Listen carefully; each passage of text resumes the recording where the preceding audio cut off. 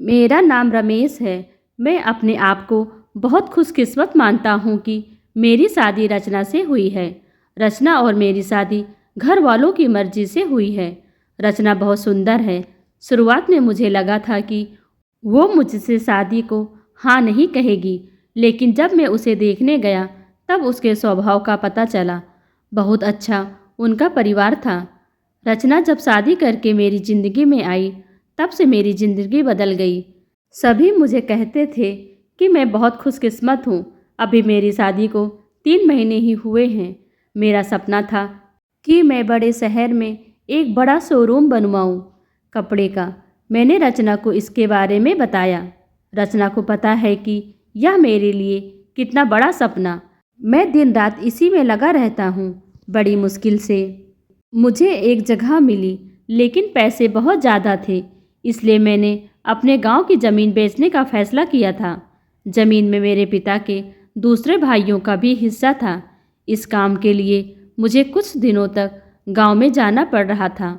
मैंने रचना को चलने को कहा, क्योंकि पता नहीं कितना समय लग सकता है, लेकिन उसने कहा कि वो अपने मायके चली जाएगी। मैंने भी सोचा कि ठीक है। रचना अपने मायके चली गई। मैं अपने गांव चला गया। रचना से मैं फ़ोन पर बात किया करता था। ज़मीन के कागज़ और सारी बातों में समय लग रहा था। इस दौरान मेरी पत्नी से मेरी बात होती रहती थी। मैंने एक शाम उसे फ़ोन किया तो वो कुछ बदली बदली थी, ज़्यादा बोल नहीं रही थी। मैंने पूछा, क्या हुआ, तुम ठीक हो? वो बोली कि मुझे आपको कुछ बात बतानी है। मैंने कहा कि बताओ, क्या बोलना चाहती हो? वो थोड़ी देर चुप रही और फिर बोली कि नहीं, अभी नहीं, मैं आपको मिलकर ही बताऊंगी। मैंने भी कहा ठीक है, लेकिन मुझे पता नहीं था कि मेरी ज़िंदगी में इतनी बड़ी बात होने वाली है। अगले दिन दोपहर में मैंने जब रचना को फ़ोन किया तो उसने फ़ोन नहीं उठाया। मैंने भी सोचा कि कुछ काम होगा, इसलिए मैंने उस बात पर ज़्यादा ध्यान नहीं दिया। मैं सारा दिन अपने काम में उलझा रहा। काम भी ज़रूरी था, क्योंकि वो ख़त्म करके ही मैं जल्दी से रचना के पास वापस जा सकता था। दिन भर के काम के बाद मैंने फिर शाम को रचना को फ़ोन किया, लेकिन इस बार उसका फ़ोन स्विच ऑफ आ रहा था। मैंने रात को फिर फ़ोन किया, क्योंकि दिन भर बात ना हो, लेकिन रात में ज़रूर बात किया करते थे। लेकिन रात में भी उसका फ़ोन स्विच ऑफ था। अब मुझे थोड़ी फिक्र हुई, लेकिन फिर भी मैंने सोचा कि वो उसके घर में ही है। अगर कुछ बात होती तो मुझे फ़ोन आ ही जाता। बहुत थोड़ा विचार करके मैं सो गया।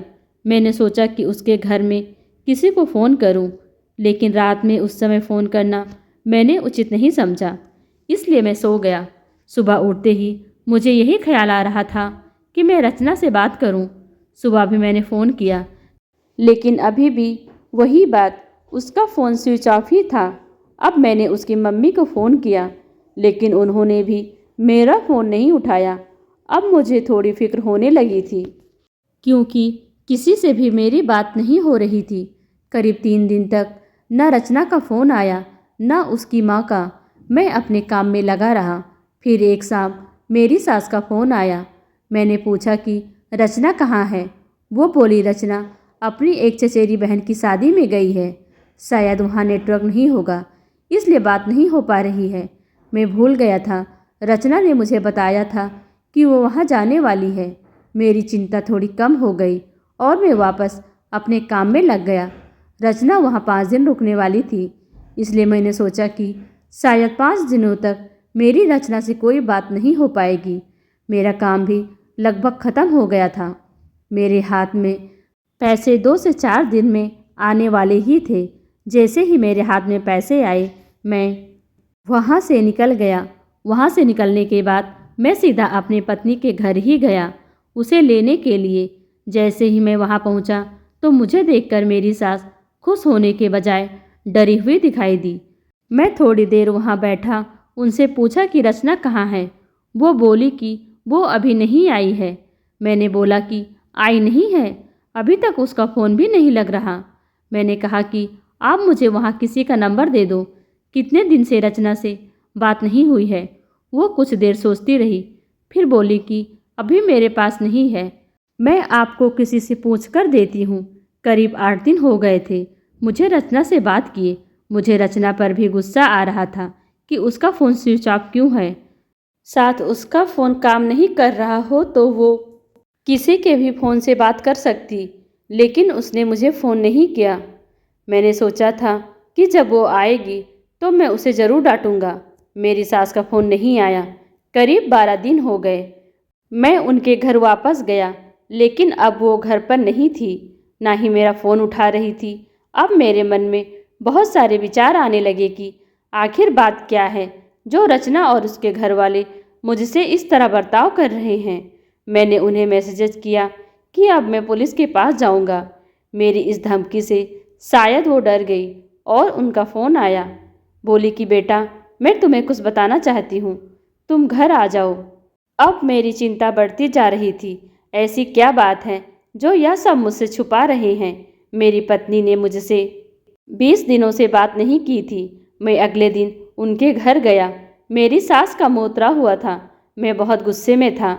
मैंने जाते ही उन्हें जोर से चिल्लाते हुए पूछा कि कहाँ है रचना। मेरी सास मुझसे बोली कि बेटा, अब मैं जो तुम्हें बताने वाली हूँ उस पर तुम्हें विश्वास नहीं होगा, लेकिन यह ही सही है। वो बोली कि रचना किसी के साथ भाग गई है।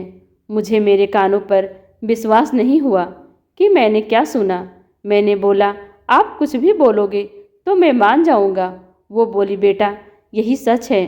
तुम्हारी शादी के पहले उसका एक प्रेम प्रसंग था। जब वो वहाँ गांव में अपनी बहन की शादी में गई तो उसे वो वहाँ मिल गया और वो मौका देखकर वहाँ से भाग गई। मैं जानती हूँ कि तुम उससे बहुत प्यार करते हो, लेकिन अब यही सच है, तुम्हें उसे भूलना होगा। हम लोग पुलिस के पास नहीं गए, नहीं तो बदनामी होगी, इसलिए हम सब इस बात को तुमसे छिपा रहे थे। रचना मेरे साथ 3 महीने तक रही थी। जितना मैं उसे जानता था वो ऐसा नहीं कर सकती थी, लेकिन उसकी माँ यह कह रही थी तो मैं कैसे न मानता। मेरा मन अभी भी मानने को तैयार नहीं था। मेरी सास मेरे आगे रो रही थी, माफ़ी मांग रही थी। इतनी बड़ी बात मेरे घर वालों को पता चली तो उन्हें भी विश्वास नहीं हुआ। रचना स्वभाव से बिल्कुल ऐसी नहीं लग रही थी। रचना की माँ को देखकर मैं और मेरे घर वाले चुप रह गए। हमने कुछ बड़ा कदम नहीं उठाया। मैं अपने साथ हुए इस धोखे को बर्दाश्त नहीं कर पाया। मैंने रचना को बहुत प्यार किया और मुझे कुछ भी हासिल नहीं हुआ। रचना नाम से मुझे नफरत हो गई। मेरी जिंदगी पर इसका बहुत गहरा असर हुआ। मैं जो शोरूम की शुरुआत करने वाला, उसके लिए मेरे पास अब सब कुछ आ गया था, लेकिन फिर भी मुझे अब कुछ करने का मन नहीं हो रहा था। किसी के साथ इतना बड़ा धोखा हुआ तो वो कैसे खुश रह सकता है। मेरे घर वाले मुझे संभाल रहे थे। मैंने उसे बहुत ढूंढने की कोशिश की। मैं चाहता था कि वो मुझे मिले तो मैं उससे पूछूं कि आखिर उसने मेरे साथ ऐसा क्यों किया। धीरे धीरे समय बीतता गया। उसे गए अब 7 महीने हो गए थे और मैं उसे भूलकर अपनी ज़िंदगी में वापस बिजी होने की कोशिश करने लगा। मेरा उसके घर यहाँ से जाना हुआ। ऐसे ही मेरा ध्यान उनके घर की खिड़की पर पड़ा। मुझे दिखाई दिया कि खिड़की में रचना है। एक झलक सी मुझे दिखी। मैंने उसी समय उनके घर का दरवाज़ा बजाया। मेरी सास ने दरवाज़ा खोला और मुझे देखकर ही डर गई। दरवाज़ा खोलते ही मैं अंदर जाने लगा। मेरी सास ने मुझे रोका, लेकिन मैं नहीं माना। अंदर के कमरे में गया तो रचना को देखकर मैं हैरान रह गया। रचना व्हील चेयर पर बैठी थी। रचना ने मुझे देखा और उसकी आंखों में आंसू आ गए। मैंने पूछा, यह सब क्या हुआ? रचना बस रो रही थी। मेरी सास बोली कि बेटा, रचना जब शादी में गई थी तब उसका एक्सीडेंट हो गया था और उसे ऐसी जगह चोट आई जिसके कारण अब वो चल नहीं सकती है। एक्सीडेंट के समय भी बेहोशी में यह कह रही थी कि तुम्हें ना बताएं, वो बड़े काम के लिए गए हैं। डॉक्टर ने जब बताया कि हो सकता है रचना अब चल ना सके और इलाज पर बहुत ज़्यादा पैसा लगेगा, तब भी मैंने कहा कि दामाद जी को बता देते हैं। लेकिन रचना ने कहा कि उनकी ज़िंदगी खराब नहीं कर सकती। उनका सपना है शोरूम खोलने का। उनकी ज़िंदगी में जाऊंगी तो उन पर बोझ ही बनूंगी। इसलिए रचना ने यह झूठ तुम्हें कहने को कहा ताकि तुम उसे भला बुरा कह के उसे भूल जाओ, उससे नफरत करो। मेरी पत्नी मुझसे इतना प्यार करती थी। मैंने उससे कहा कि रचना, अगर मेरे साथ कुछ ऐसा होता तो क्या तुम मुझे छोड़ देती? रचना ने रोते हुए कहा कि ऐसा मत बोलो। रचना ने कहा कि मैं आपकी दोषी हूँ। एक्सीडेंट में हमारा बच्चा जो मेरे गर्भ में था वो भी नहीं बचा। अब मुझे भूल जाएं, दूसरी शादी कर लीजिए। मैं आप पर बोझ नहीं बनकर रहना चाहती। रचना की आंखों से आंसू नहीं रुक रहे थे। कितने दिनों उसने उन्हें रोक कर रखा होगा। मैंने रचना को बीते कुछ महीनों में ना जाने क्या कुछ नहीं कहा, लेकिन अब वो रचना को एक पल भी अपने से दूर नहीं रखना चाहता था। मैंने रचना की एक बात नहीं सुनी। मैं रचना को अपने साथ ले आया। अब कोशिश यही है कि वो फिर से चल सके। मैंने मेरा शोरूम बेच दिया और अच्छे से अच्छे अस्पताल में रचना को दिखाया। उम्मीद की किरण दिखाई दे रही है। बस मैं यही चाहता हूँ कि वो फिर से अपने पैरों पर खड़ी हो जाए। दोस्तों, ये कहानी कैसी लगी कमेंट कर हमें ज़रूर बताएं। वीडियो को लाइक कर चैनल को सब्सक्राइब कर लीजिए। Thanks for watching.